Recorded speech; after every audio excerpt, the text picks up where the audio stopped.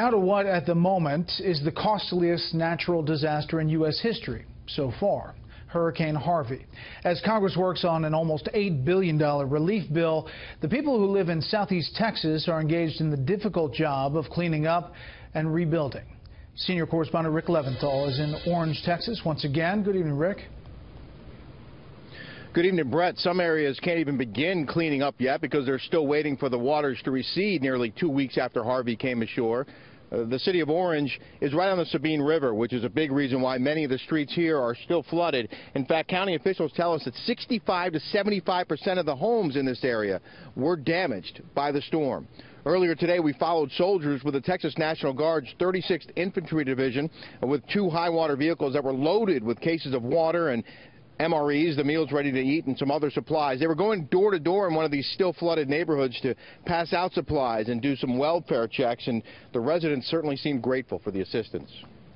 How has this changed your life, having these guys come through here right now? A lot, because this is the first help we've had in a couple of days. MREs and water and a little bit of food. Water's good. It's a blessing. The water's nasty. Yeah. And this will hold you over for a while? Oh, yes, sir. I wasn't expecting this much.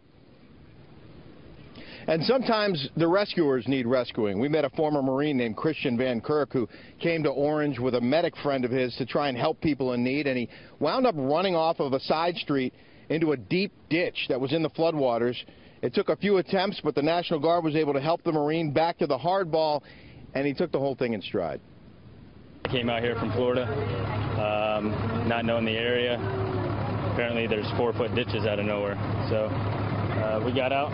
It's just a truck. It was a good experience. They got to do something different and had fun. I think everybody had fun, right? I appreciate it. But yeah, I mean, we're all out here for one cause. This turned into another one.